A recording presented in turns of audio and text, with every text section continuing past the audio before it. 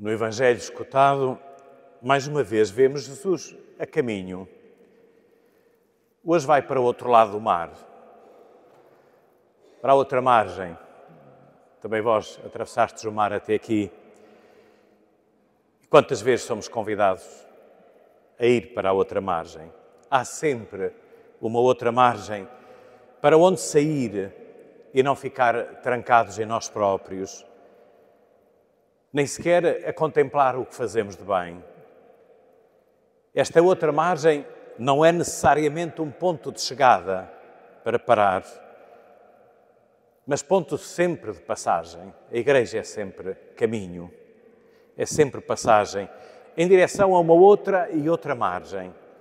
A Igreja foi sempre assim, nasceu via, caminho, fez-se e cresceu nesta busca constante de novas margens onde evangelizar, mas também das novas margens, das novas linguagens da fé e de experiências de evangelização. Foi em Niceia, em tantos concílios e sínodos, em todos os tempos da história, em que o Espírito Santo foi conduzindo esta barca. A Igreja hoje celebra inclusivamente a festa de um santo, que foi bispo, Santo Atanásio. E já que o tema é o Concílio de Niceia, ele foi um dos que participou, sendo natural de Alexandria, no Egito, e tendo ido com o próprio bispo Alexandre ao Concílio de Niceia. Acabaria por ser o seu sucessor no episcopado. Santo, de santidade reconhecida e de doutrina também reconhecida, foi ele um dos valorosos defensores de Cristo, verdadeiramente Filho de Deus, homem e Deus. E assim passou boa parte da vida a combater o arianismo, como ontem também, e como nestas conferências tendes vindo também a ouvir. Não fugiu a ter sido algumas vezes exilado e incompreendido. Nem sempre a vida é assim tão simples como nós gostaríamos que ela fosse. E, porém, é também no meio desta, às vezes, aparente confusão, aparente desconstrução de certas formas de pensar, de refletir, até de entender a Igreja, que o Espírito Santo nos forma e reforma, nos renova. Estamos, porventura, num desses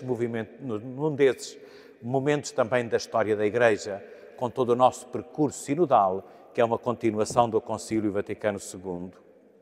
Então hoje Jesus parte e uma multidão segue-o, diz o Evangelho, porque viu milagres. E diríamos, porventura, nós, assim também eu, se fosse haver milagres assim, como eles viram, também eu lá ia. Mas Deus não se impõe com os milagres.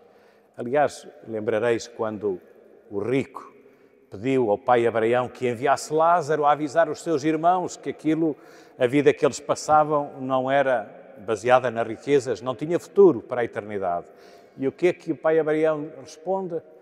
Nem que lá fossem os mortos, eles não acreditariam. Nem que nós víssemos, ou o mundo visse, muitos milagres, se calhar também não acreditaria. Deus não se impõe. Ninguém hoje é obrigado a ser crente, a assinar de cruz, digamos assim, as propostas da fé que a Igreja lhe faz. Ou se torna cada um discípulo, ou não conseguirá dizer eu creio, e muito menos levar outros a dizer com ele nós cremos. O catequista está ele também e sempre a fazer-se discípulo. Não decide um dia, mas decide-se todos os dias e faz-se em cada gesto, em cada palavra, em cada ação. Simplesmente o catequista é chamado a ser discípulo. As crianças, jovens ou adultos precisam de ver sinais ou milagres que a fé em Jesus provoca no seu catequista. São os sinais da conversão que se tornam, por isso, milagres, isto é, a vida de Jesus em si mesmo, e que se mostram em coisas tão simples como a capacidade de amar sempre e a todos, de perdoar aos inimigos e não julgar, de buscar os mais frágeis, de caminhar com os que erram, ensinar os que não sabem, de partilhar alegremente tempo e saber, de rezar e confiar em Deus. Estes são os milagres que a palavra, o Evangelho, provocam num discípulo, num catequista. Sim, porque depois cada discípulo se torna missionário. Só assim o catequista se poderá e saberá tornar próximo para ouvir e acolher a lição que cada um é, a riqueza que cada um transporta em si e o ajudará, por isso, a crescer. Como aconteceu na leitura dos Atos dos Apóstolos, até Gamaliel, no Sinédrio, foi voz do Espírito Santo, instrumento de Deus, a chamar a atenção. Não persigam os homens, não, deixem lá os apóstolos. Se vem de Deus, ficará. Se é dos homens, morrerá como tantos outros grupos messiânicos que já por lá tinham aparecido. Percebemos a responsabilidade de ser catequista hoje. Precisamos ter esta visão alargada para compreender os desafios lançados por cada criança, jovem ou adulto, que é sempre alguém original, como Deus o criou, e não fotocópia, como dizia Carlo Acutis aos jovens do seu tempo. Não podemos ser apenas professores de doutrina, mas capazes de congregar as vozes das diferentes partes interessadas, crianças, famílias, comunidade. Diz o Papa Francisco no Evangelho Gáudio, o todo é mais do que a parte, sendo também mais do que a simples soma das partes. A iniciação à fé exige percebermos esta imagem do poliedro do Papa, onde cada face é necessária para o todo e tem que estar lá. O grupo de catequese não é tão homogéneo como gostaríamos, nem todos os pais acompanham os filhos. Não são pais como antigamente, como às vezes apetece dizer. Mas gostaríamos que bastasse ensinar o mesmo a todos e imediatamente todos compreendessem. Mas é necessário saber como o estão a entender, porque vêm, mesmo hoje já nos ambientes pequenos, de quadros familiares e até culturas diferentes. Mas uma coisa é certa, todos têm algo a dar ao todo e percebê-los e acolher os sinais de cada um é uma arte que só o catequista poderá ter. Há dias, numa ouvidoria, está aqui o ouvidor, falava-se das dificuldades de uma catequista santa, cheia de forças, tinha 94 anos, os seus catequizandos, adolescentes, na plena força da adolescência, não ouviam. Queixava-se que estavam sempre a mexer no telemóvel. Nós também temos que atualizar a linguagem de maneira a ser capazes de falar um pouco, pelo menos, daquilo que o adolescente fala, do modo como fala, para lhe poder transmitir na linguagem deles a mensagem que é Cristo. Não é tarefa fácil. E deixo-vos 3 ou 4 preocupações minhas, esqueçam-nas e apaguem-nas no fim, mas são preocupações. Estamos em pleno caminho de renovação dos percursos de iniciação cristã. Também na Diocese iremos dedicar os próximos anos a esta reflexão e esperemos que a renovação. Na catequese já se está a operar. E a primeira preocupação é um pouco esta, a formação de todos os intervenientes, não só os catequistas, mas a começar também pelo clero, que pode ser um ponto sensível. A falta desta peça pode levar a vários problemas, mesmo no seio das experiências em curso, dos novos itinerários, prejudicando uma programação adequada e uma verdadeira conversão pastoral ligada à comunidade em chave missionária. Se os pastores não souberem agir de forma que as comunidades hoje se convertam para serem comunidades em saídas missionárias que acolhem a todos, os pais que não são crentes, os crentes que não são pais, ou que são pais e filhos que trazem 2 ou 3 grupos de pais com eles, enfim. Se nós não formos capazes de transformar a comunidade, dificilmente teremos uma catequese adequada. Ao contrário dos catequistas, os padres nem sempre descobrem à primeira as vantagens de uma renovação, talvez porque não acompanham, não estão sempre presentes, porque hoje também cada vez mais os párocos, pela dispersão e pela acumulação de paróquias, estão menos presentes no processo catequético. E depois é muito fácil também, nesta falta de formação de todos os intervenientes, também dos pais, de encontrar formas para lá chegar, vivermos uma catequese de queixinhas. E quem são os primeiros das nossas queixas? Digam. Digam alto. Veja, são os pais. Coitadinhos dos pais, já têm tantos problemas para criar os filhos, para trabalhar, para os educar, e ainda vêm os catequistas, ou o padre, ou o bispo, dizer que nunca critiquemos os pais.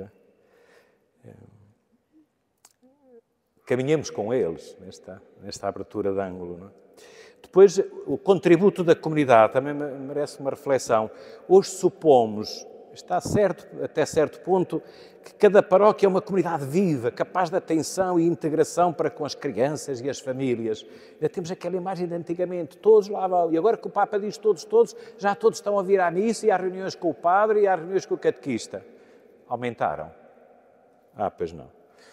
Mas talvez não sejam poucas as realidades em que se acusa um cansaço pastoral, uma repetição estéril de programas e de ofertas de serviços, com a consequente perda da própria capacidade geradora.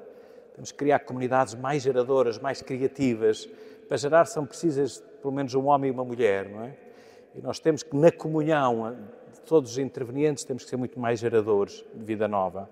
Depois questiono também, e não sei se os critérios para a renovação dos catecismos conseguiram ir muito além. Falo da Eucaristia. Acho que ainda aparece muito como ponto de chegada. Por isso é que depois muitos terminam logo a formação a partir da primeira comunhão. Ponto de chegada na maturação do caminho. E que seja um obstáculo a que a primeira comunhão seja partida. Acho que todos percebemos isto. Perpetua-se a tão falada situação em que as crianças são obrigadas a fazer o que os adultos já não fazem. Participação na Eucaristia dominical, confissões, momentos de retiro. As confissões são coisas de meninos, para eles serem melhores, e a primeira comunhão é um prémio que se dá e faz-se uma festa, e se não for aí é no crisma, e despede-se. Renuncia-se a ações evangelizadoras e congregadoras que gerem percursos novos na comunidade.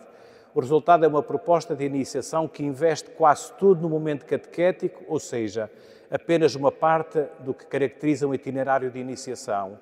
A mesma energia não é investida na introdução à vida litúrgica, na experiência da fraternidade e no exercício da caridade. Eu resumo de uma forma muito simples. Acho que ninguém devia fazer a primeira comunhão se não está ainda minimamente entrosado na comunidade. Se não participasse com a família ou com parte da família ou com quem o acompanha e o mandou à catequese. Alguém é responsável por estar na catequese, não é o padre nem a catequista. E aí há uma obrigação até ética de fazer esse caminho conjunto. Depois, o objetivo do envolvimento das famílias não pode ser o de transferir para elas a incapacidade das comunidades, mas sim o de iniciar uma colaboração para dar aos pais cristãos o papel de se considerarem os mesmos, os primeiros educadores da fé, seja qual for a situação em que se encontram. Pode não ter convicções religiosas, mas tem obrigações éticas de pai e mãe. E isto não é bater, temos que chegar lá até conseguirmos passar esta mentalidade, mesmo que algumas crianças saiam da catequese. A participação ativa dos pais pode remediar uma reconhecida falta de diálogo entre a família e a comunidade cristã, porque a comunidade e os pais permanecem essencialmente afastados na primeira fase da vida da criança, desde o batismo até à entrada na catequese, como também já tinham estado desde o casamento até o batismo. A catequese é, por isso, um momento de reiniciação e como estamos a fazer. Então, a relação entre a comunidade e as famílias é frágil e necessita de maior clarificação até nos itinerários. Caso contrário, um par com uma catequista ou um catequista pode ser tentado a retirar-se do esforço de envolver as famílias. Não querem nada, só os trazem à porta e vêm buscar ao fim, e limitar-se a fazer a catequese com as crianças, que não formará discípulos. Por outro lado, não formará cristãos. Termino com, temos aqui a Mãe do Céu, começou mesmo Maria, será o Dia da Mãe no próximo domingo. O lema deste ano, para o Dia da Mãe, acho que é elevar o coração, acho que é elevar o coração. Se pudesse resumir, quem é o catequista, seja ele bispo, padre, leigo, religioso, religiosa, se tivesse que dar um modelo, era o modelo da mãe.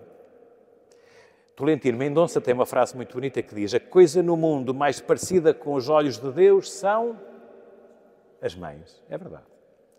Elas, é muito bonito este pensamento, elas veem e amam como Deus.